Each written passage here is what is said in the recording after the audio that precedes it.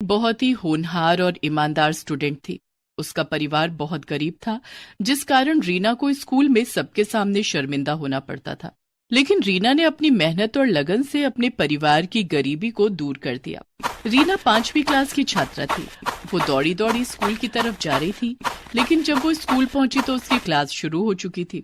वो जब अपनी क्लास में पहुंची तो मैडम ने उसे दरवाजे पर ही रोक दिया। रुक जाओ रीना, तुम आज भी लेट आई हो। ये तुम्हारी रोज की आदत बनती जा रही है। आज तुम्हें इसकी सजा मिलेगी। लेकिन मैडम, मैंने जानबूझकर लेट नहीं किया। मैं कुछ नहीं सुनना चाहती। आज तुम सारा दिन क्लास के बाहर खड़ी रहोगी। रीना ने मैडम की बात का कोई जवाब नहीं दिया और चुपचाप क्लास के बाहर खड़ी हो गई। दरअसल रीना के घर से स्कूल की दूरी पूरे 5 किलोमीटर थी। रीना अपने घर से स्कूल तक रोज पैदल आया करती थी, क्योंकि उसके पास रिक्शे या स्कूल बस का किराया देने के लिए पैसे नहीं थे। रीना के माता पिता बहुत ही गरीब थे। रीना के पिता सब्जी बेचा करते थे। उससे उनकी जो कमाई होती, उससे उनका गुजारा किसी तरह से चल पाता था। लेकिन रीना के माता पिता रीना को पढ़ाना चाहते थे, इसलिए उन्होंने रीना का एडमिशन स्कूल में करवा दिया था। उस दिन रीना क्लास के बाहर खड़ी रही, लेकिन उसका सारा ध्यान क्लास के अंदर पढ़ा रही मैडम पर था। वो उनकी पढ़ाई हुई सारी बातें अपने दिमाग में नोट कर रही थी। रीना पढ़ने लिखने में बहुत होशियार थी। जब सारा दिन खत्म हो गया तो मैडम ने रीना को क्लास के अंदर बुलाया और कहा, रीना, कल से समय पर स्कूल आना, नहीं तो तुम्हें स्कूल में एंट्री नहीं मिलेगी। और ये क्या है, अभी तक तुमने नई स्कूल ड्रेस नहीं सिलवाई है। तुम्हारी शर्ट में कितने पैबंद लगे हुए हैं। मैडम, मैंने मम्मी पापा से कहा था, लेकिन अभी उनके पास पैसे नहीं हैं। जब पैसे होंगे तो वो मेरे लिए नई स्कूल ड्रेस ला देंगे। ठीक है, अब तुम घर जाओ। रीना के फटे हुए स्कूल ड्रेस को लेकर क्लास की लड़कियां उसका बहुत मजाक उड़ाती थी, लेकिन रीना किसी से कुछ नहीं कहती। रीना स्कूल से पैदल घर आ गई। घर आने के बाद उसने मैडम की पढ़ाई हुई सारी चीजें फिर से रिवीजन की।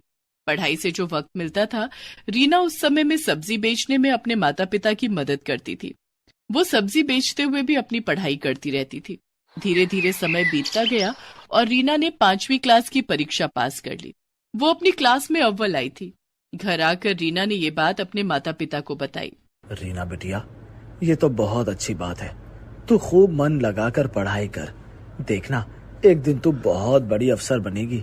लेकिन बाबा, इस बार मैं पुरानी किताबों से नहीं पढ़ूंगी। इस बार मुझे भी नई किताबें चाहिए। मेरी पुरानी किताबें देखकर मेरी सहेलियां मेरा मजाक उड़ाती हैं। रीना के माता पिता के पास इतने पैसे नहीं थे कि वो उसे नई किताबें ला कर देते, इसलिए रीना अपने किसी सीनियर से सेकंड हैंड किताबें कम कीमत में खरीद लेती थी।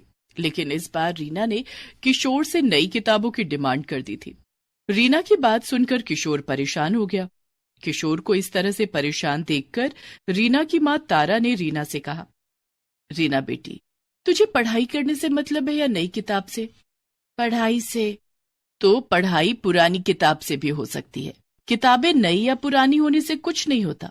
नई किताब में जो बातें लिखी होंगी वही तो पुरानी किताब में भी लिखी होंगी, इसलिए तू पुरानी किताब से पढ़ाई कर ले। ठीक है माँ। रीना इस बार भी अपने किसी सीनियर की पुरानी किताब सस्ते दाम में खरीद लेती है। रीना की पुरानी किताब देखकर उसकी सहेलियां हंसकर उसका मजाक उड़ाने लगी।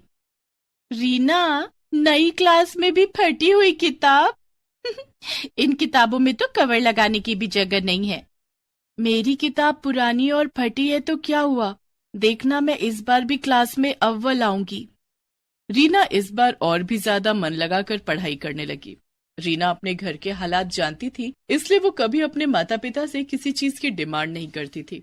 दूसरे बच्चों की तरह वो लंच में तरह तरह के पकवान नहीं लाती थी। एक दिन स्कूल में लंच के समय, चल रीना, खाना खाते हैं, बहुत भूख लगी है। ठीक है। पिंकी ने अपना लंच बॉक्स खोलकर देखा तो उसमें आज फ्राइड राइस और चिली पनीर रखे थे। अरे वाह, आज मम्मी ने मेरी फेवरेट डिश दी है, इसे खाकर बड़ा मजा आएगा। पिंकी का लंच देखकर रीना अपना डब्बा खोलने की हिम्मत नहीं कर पा रही थी। तभी कीर्ति भी अपना लंच बॉक्स लेकर वहां आ गई। कीर्ति, तू आज लंच में क्या लाई है? कीर्ति ने अपना लंच बॉक्स खोला। आज मम्मी ने पूरी और शाही कोफ्ते दिए हैं। अरे वाह। रीना, तू लंच में क्या लाई है? तू भी अपना डब्बा खोल। मैं आज लंच नहीं लाई। लेकिन मैंने तो तुझे अपने बैग से लंच बॉक्स निकालते हुए देखा था, तूने उसे वापस क्यों रख दिया? पिंकी ने रीना के बैग में से उसका लंच बॉक्स निकाल लिया। दोनों सहेलियों ने जब रीना का लंच बॉक्स खोला तो उसमें गुड़ और 2 सूखी रोटी रखे हुए थे। अरे रीना, तेरी मम्मी ने लंच में रोटी और गुड़ दिया है, ले तू हमारा खाना खा ले। नहीं, तुम लोग अपना खाना खाओ, मुझे तो गुड़ और रोटी खाने की आदत है, मैं यही खा लूंगी। अरे हमारा खाना टेस्ट करके देख, ऐसा टेस्टी खाना तूने कभी नहीं खाया होगा। रीना को पिंकी की ये बात बहुत बुरी लगती है। उसकी आंखों से आंसू छलक आते हैं। वो चुपचाप अपना लंच बॉक्स लेकर क्लासरूम से बाहर आ जाती है और गैलरी में बैठकर खाना खा लेती है। रीना इसी तरह संघर्ष करके अपनी पढ़ाई कर रही थी। चाहे कितनी भी परेशानियां और रुकावटें आए, लेकिन वो पढ़ाई में हमेशा अव्वल रहती। एक दिन रीना के बाबा, रीना अब 7वीं कक्षा में पहुंच गई है, वो अब बड़ी हो रही है, उसके पुराने स्कूल ड्रेस छोटे हो गए हैं और कई जगह से फट भी गए हैं। इस बार हमें उसके लिए नई स्कूल ड्रेस सिलवानी ही पड़ेगी। मैं समझता हूँ रीना की माँ, लेकिन मैं क्या करूँ? तुम तो जानती ही हो कि सब्जी बेचकर हमें 2 वक्त की रोटी पानी किसी तरह से मिल रही है। अगर इस बार रीना के लिए नई स्कूल ड्रेस खरीद ली तो उसकी किताबें नहीं खरीद पाऊंगा। रीना के बाबा, मैं सोच रही थी कि रीना के स्कूल जाने के बाद मैं सारा दिन खाली रहती हूँ, आप भी सब्जियां बेचने बाजार चले जाते हैं, तो क्यों ना मैं भी कोई काम कर लूं, इससे 2 पैसे ज्यादा आएंगे और रीना की पढ़ाई में वो पैसे काम आएंगे। ठीक है रीना की माँ, ऐसा ही कर लो। कम से कम रीना के लिए नई स्कूल ड्रेस और नई किताबें तो आ जाएंगी। रीना अपने माता पिता की बातें सुन रही थी। वो मन ही मन सोचती है, माँ पिताजी, आप दोनों मेरी पढ़ाई के लिए जितनी मेहनत कर रहे हैं, मैं वादा करती हूँ कि मैं एक दिन आप दोनों को दुनिया की सारी खुशियां दूंगी। दूसरे दिन से तारा कुछ घरों में काम करने लगती है। वो दूसरों के घरों में झाड़ू पोछा और बर्तन धोने का काम करती है।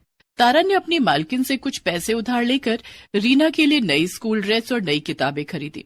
लेकिन ये बात रीना की सहेलियों को पता चल जाती है, क्योंकि रीना की माँ जहाँ काम करती थी वो कोई और नहीं, कीर्ति और पिंकी का ही घर था। एक दिन, अरे रीना, नई स्कूल ड्रेस और इस बार तो नई किताबें भी। हाँ, क्योंकि रीना की माँ अब जॉब करने लगी है, उन्होंने कल ही तो मेरी मम्मी से एडवांस लिया था, उन्हीं पैसों से रीना की नई स्कूल ड्रेस और नई किताबें आई हैं। हाँ यार, रीना की मम्मी मेरे घर में भी काम करती है, मेरे घर में आज छोले भटूरे बने हैं, मैंने मम्मी से कह दिया कि थोड़े से छोले भटूरे रीना की मम्मी को भी दे दे।